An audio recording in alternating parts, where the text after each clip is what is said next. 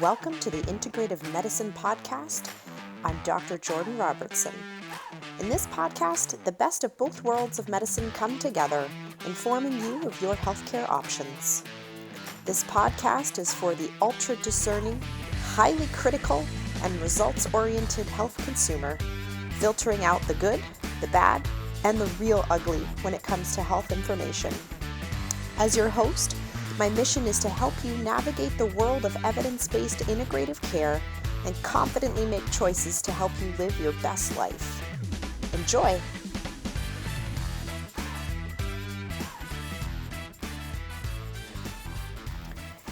Welcome. So this is our first podcast, and it's going to be a shorter one because the goal of this is essentially to introduce you to the concept of evidence-based integrative medicine and to give you a snapshot of some of the topics that we're going to be covering as part of the podcast on a regular basis.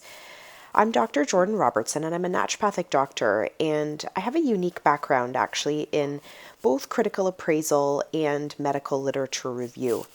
Now that might sound a bit of an ironic career choice to go into natural medicine or naturopathic medicine after spending time during my undergrad learning the ins and outs of epidemiology and critical appraisal.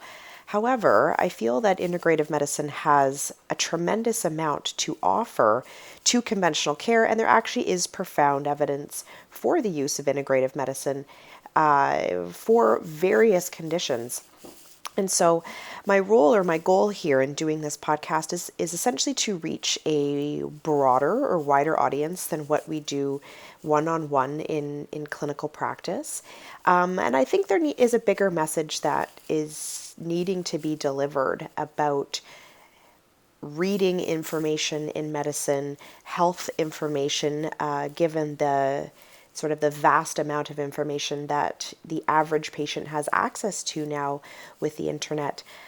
I also want to do this to help patients really understand me as a practitioner, and as they start to consume information that we are providing either clinically, one-on-one in our office or through our various e-resources.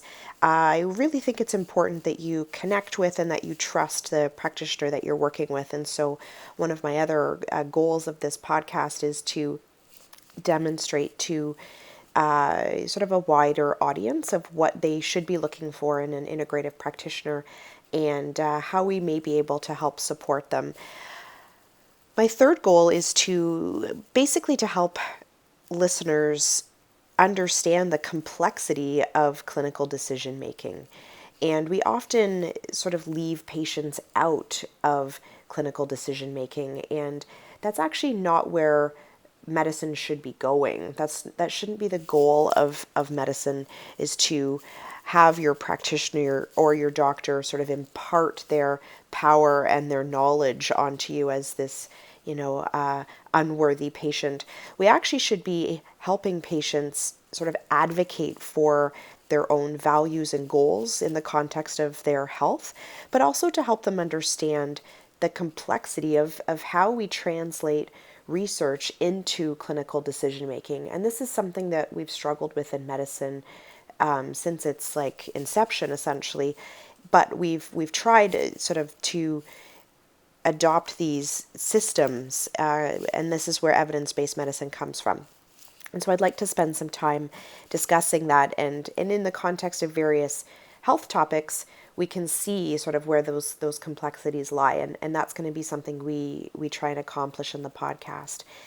And the other thing I'd like to accomplish as we start to get into more detailed topics with each episode is essentially to help patients make educated decisions about their healthcare, give them some language to advocate for themselves with their primary healthcare practitioner or with their naturopath, and to help them understand that essentially research in healthcare is just numbers, right? And it's our job as your healthcare practitioner just to help you understand what those numbers are.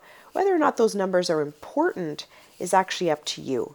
And so when we present information on, treatment options and efficacy and prognosis and, providing information to patients that we have gathered from studying sort of thousands and thousands of people, a risk reduction of 50% may or may not be important to you as an individual. And that is information that we need to offer you as your practitioner. And that is a decision that you get to make as far as how that sort of collides with your values and what your goals are. So those are our overarching goals of this show.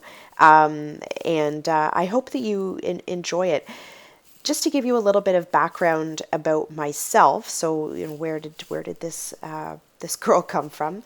My background before becoming a naturopath, like I said, was doing an undergraduate degree that actually was quite unique for its time. So when I started my undergraduate degree almost 20 years ago, it was focused on personal development, communication, learning to be a lifelong learner, and with that, the overlay of understanding health and health sciences.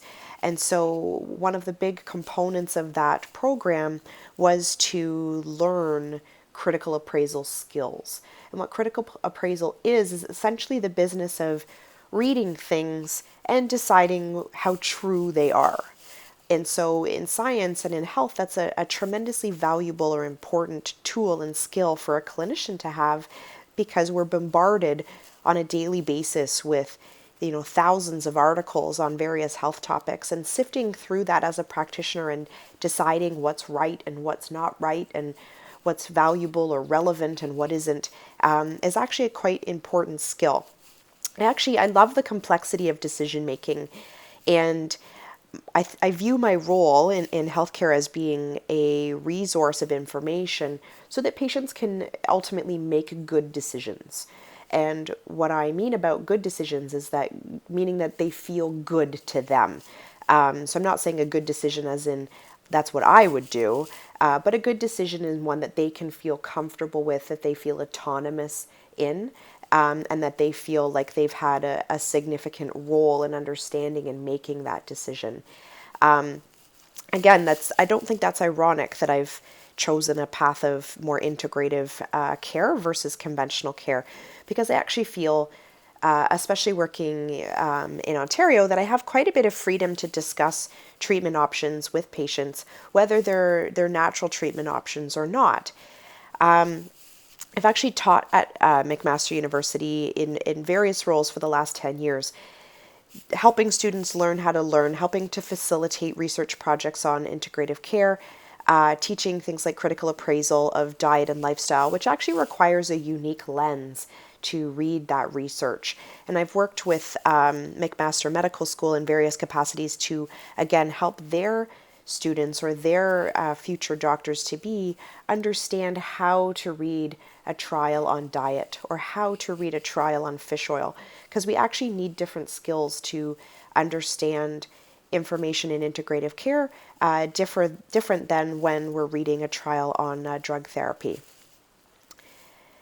So when you're listening to my sort of future podcasts, you'll be getting a taste of some evidence-based discussion on treatment for common conditions or common challenges that we face in medicine.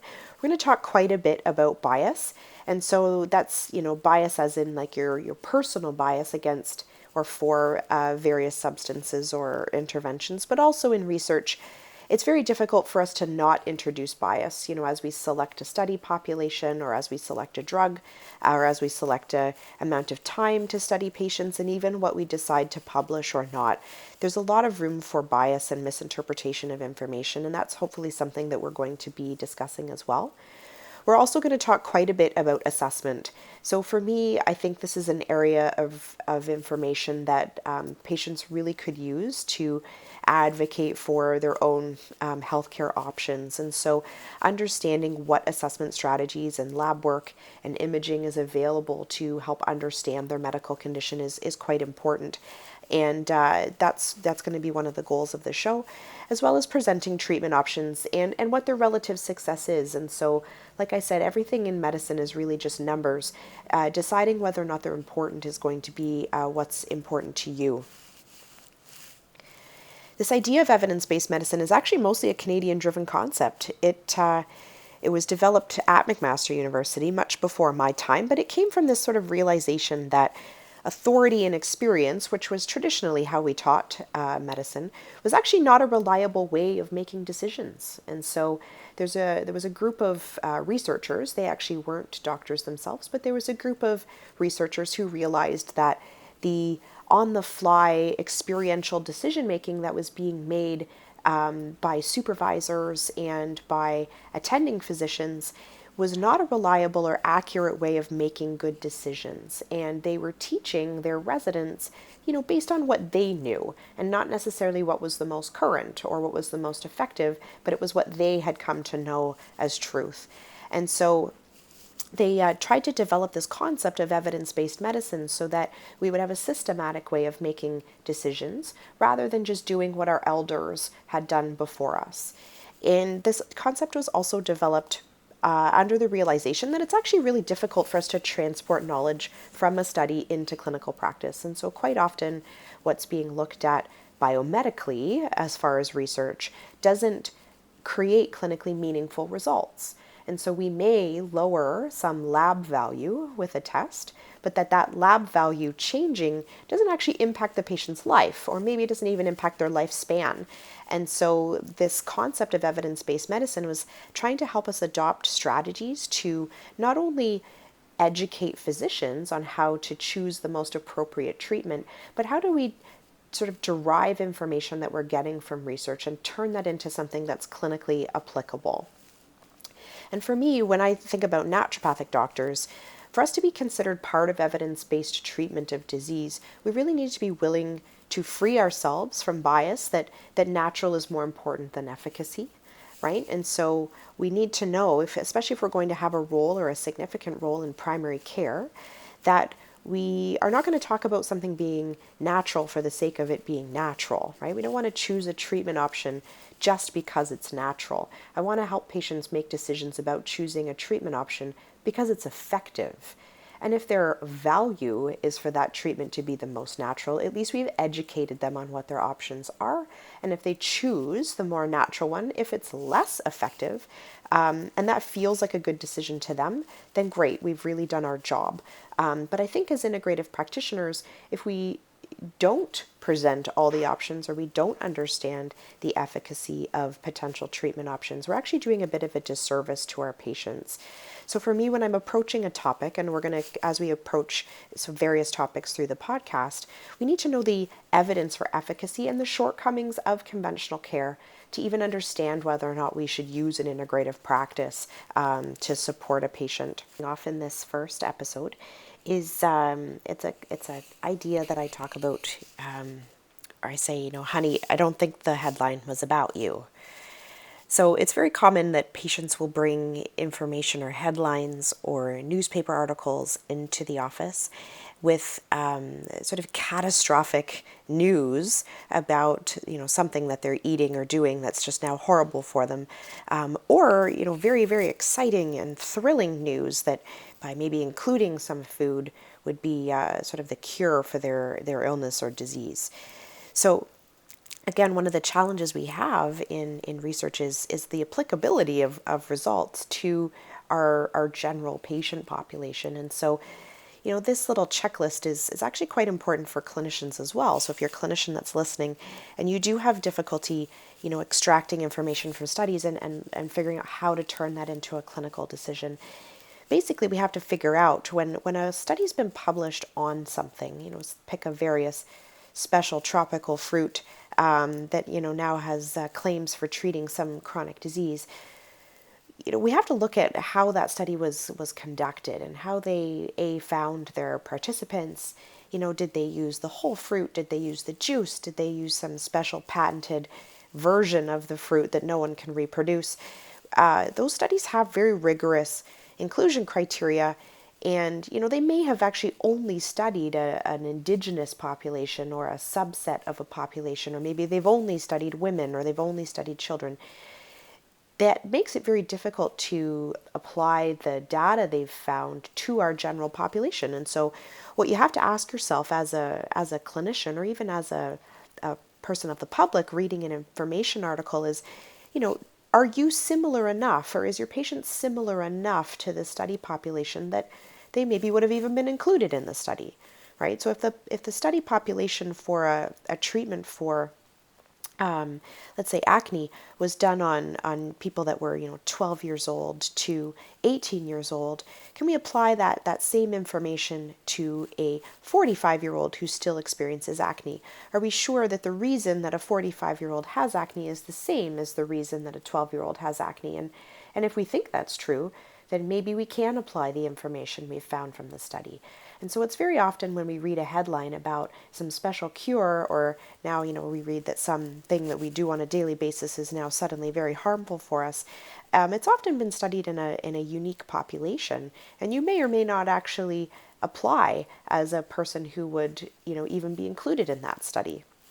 And so if your patient would have been included, then maybe we can assume that the outcome of the study could be applied to your patient, right? So if your patient had acne and they're 13 and we found this very efficacious treatment for them, then maybe we can apply that same information to our patient. But if they don't fit in the study and you're not similar to the patients who are getting cancer from bacon or who are being cured by I could go to those tropical fruits, the goji berries or the noni berries. If you don't fit in the study, we really have to ask ourselves if there's a compelling reason to believe that you wouldn't have had the same results. And often this happens when we don't do a good job selecting patients for a study, or we've studied such a unique population, patients who've had 6 heart attacks instead of 4. We've isolated our results down to a very, very unique subset of people that now we can't actually apply the data to the rest of the population. And so we really need to look at that when there is a headline, whether or not that's actually even an applicable piece of information. And then the other thing we need to look at is whether or not the results are clinically meaningful. So not everything we measure in science is yes and no, right? Did we live or did we die? Did we heal or did we, get worse? They're not always dichotomous results. Often we're talking about something else, right? We're talking about pain. We're talking about fatigue. We're talking about something on a scale of 1 to 10. And sometimes the meaningful result or the something that, statistically is meaningful in the study actually would be meaningless to a patient, right? And so if in the study, having pain scores for period pain went down by 3 millimeters on a visual analog scale, which is what we often use in studies to help patients rate their pain. They have to put a little tick on a line showing from like a very sad face to a very happy face. And if we study enough patients, suddenly a 3 millimeter difference in your pain scores can become significant, right? But if you ask a patient if we think that that's actually truly meaningful, it might not be, right? It might not be meaningful for them to take a drug to get a 3 millimeter reduction in pain on a visual analog scale. So we have to ask ourselves that question, even if it is statistically significant, whether or not it's a clinically meaningful endpoint for our patient. And this often happens when end-of-life care as well. So sometimes we're using very heroic measures for end-of-life care, let's say with cancer, where statistically we're helping patients live longer, and they're going to face some side effects from their treatment. But when we educate the patients on what that truly means, perhaps their statistically significant change in length of life is 3 weeks. That might not be clinically meaningful for that individual patient. And that's where we keep coming back to, really medicine is just numbers. The importance of those numbers really should be decided by the patient. We also have to consider whether or not they used things like biomarkers or surrogate markers to track progress. It's not always that helpful to have a lab number changed, for example. So I use the great example in fertility that changing oxidative stress or oxidative damage in the ovary doesn't actually make any more babies. And so there's a lot of natural treatments and supplements that are, sort of touted as reducing DNA damage at the level of the ovary. But when we study them in real women, we don't actually make any more babies with them. And so we have to be careful the kind of endpoints and clinically meaningful or irrelevant things that we're tracking in studies. And then we also have to consider whether or not the cost is and risk is worth the benefit. So if something is super cheap and super easy, then maybe that's a thing that we would try. even if we maybe don't see a hugely significant benefit from it. But when we have really high risk procedures, if the cost is great to the patient, and I don't just mean financially, I could also mean the emotional cost of doing the treatment. If those things are great and the benefit is low, then perhaps that's a treatment that we would also want to avoid. So we're going to wrap up that first topic, and just to recap on a couple of the things we chatted about today and things that I think are important take-home messaging that hopefully is going to show up again and again as we start to dive into more specific health topics. Basically, the goal here is to get across to patients and clinicians alike that clinical decision-making is difficult. Right? We have a very difficult time taking information from clinical studies and turning it into decision making. And what my goal is, or what I think all of our goals as healthcare practitioners should be, is to educate our patients, to empower our patients, and then help them advocate for the best decision based on their health values and what goals they want to achieve. Remember that not every headline is about you, that natural is not more important than effect, and that the way that we've always done things really isn't a good enough reason to continue to do them. And in medicine, we need to evolve and have the ability to develop our skills, both as clinicians and as patients, to consume information, good information, at the speed at which it's being developed. Remember that medicine is just numbers. Whether or not they're important is really up to you.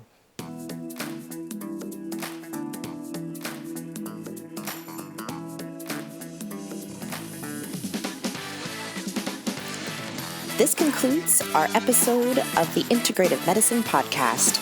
As I strive to bring you the tools and advice you need to make well-educated healthcare choices, I hope you listen along. Questions about the podcast or topic requests can be forwarded to our email at imedresearchhub@gmail.com. Remember to subscribe to receive updates on the latest episodes through iTunes, Stitcher, or Google Play.